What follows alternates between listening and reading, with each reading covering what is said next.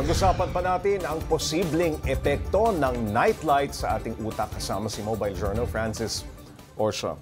Francis, kailan ginawa itong study na ito at paano nalalaman na may kinalaman o may relasyon ang nightlight sa pagkakaroon ng Alzheimer's? Yes, Pops J. Nagsimula itong pag-aaral ng Rush University dito nga sa Amerika noong 2012 pa. At natapos itong pag-aaral nila or nakakalap sila ng data noong 2018 pero tuloy-tuloy yung pag-aaral noon para nga suriin mabuti yung mga nag-gather nilang data. So, tinutukan nila yung 48 states sa United States, sa USA. Tapos nakita nila relatively yung mga urban areas or kumbaga yung mga states sa US na very active pagdating sa gabi or yung maraming ilaw, maraming mga nasa labas. Tapos kinumpare nila sa mga US states na kumbaga rural area, nakita nila doon na relatively mas mataas yung connection. Yes, may connection, Pops J. Mas marami yung mga cases ng Alzheimer's disease doon sa mga states na active paggabi, yun nga yung mga light pollution na nakikita.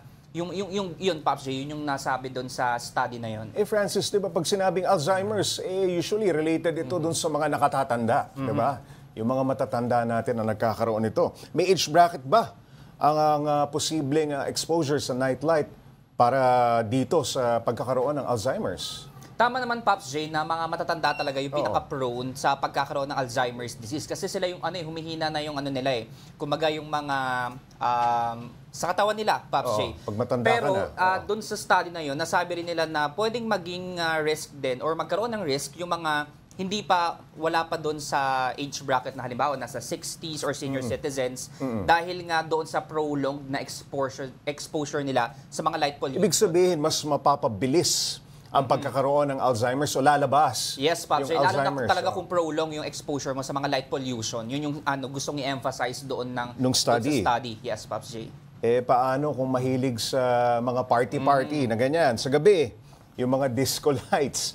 At isa pang itatanong ko sa'yo, Francis, yung pang bago ka matulog, may 1 oras, 2 oras ka pang nagsasurf o nag-scroll dun sa iyong telepono, yung ba may epekto? Yes, Pops. Alam mo, nakausap nga natin yung expert at pinaliwanag nga sa atin yung key findings sa itong study na to. At sinasabi nga na kung halimbawa sa pag-party nga na sinasabi natin at kung lagi mo yung ginagawa at tumagal na siya ng halimbawa ilang years na talagang nakasanayan mong pumarty sa gabi, lumabas tuwing gabi at talagang naapektuhan yung pagtulog mo at hindi kumbaga wala ka ng maayos na sleeping cycle, kumbaga minsan umaga ka na natutulog, minsan gabi, parang wala nang ganung maayos na cycle. Talagang may factor yon. Tapos yung sinasabi mo rin, Pops J, kung sa gabi ay nagse-cellphone ka, tapos madalas mo nang ginagawa yun, lalo sa generation natin ngayon na halos lahat ng mga tao ay talagang meron ng mobile phones. Merong epekto rin yun, Pops J, sabi ng eksperto na nakausap natin.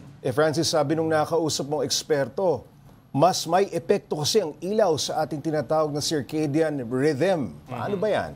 Pops, yung circadian rhythm, gaya nga nung pinaliwanag din natin kanina, kumbaga ito yung pattern ng ating pagtulog. Ano ba yung nakasanayan ng katawan natin ng oras ng pagtulog, oras ng paggising.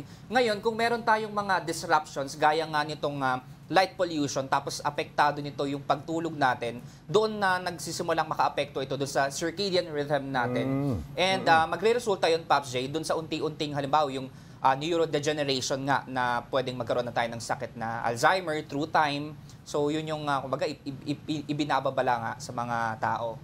Francis, ano raw ba ang dapat gawin in general para maiwasan ang pagkakaroon ng Alzheimer's? Pops J, syempre unang-una yung pinayo din sa atin ng eksperto, yung pagtulog talaga ng sapat. At syempre yung mga lifestyle natin na dapat healthy lang yung sinusunod natin, yung physical exercise, tapos yung communication at kumbaga social connection din with your family, with your friends. Kasi kung puro stress ka, tapos halimbawa kung nag-iisa ka lang or umabot ka doon sa part na may depression ka or nagkaroon ka ng mental illness, malaking factor yon para magkaroon ka ng dementia or yung mas malalangang dementia na Alzheimer's disease. Ngayon, maraming salamat, Mobile Journal Francis Orsha.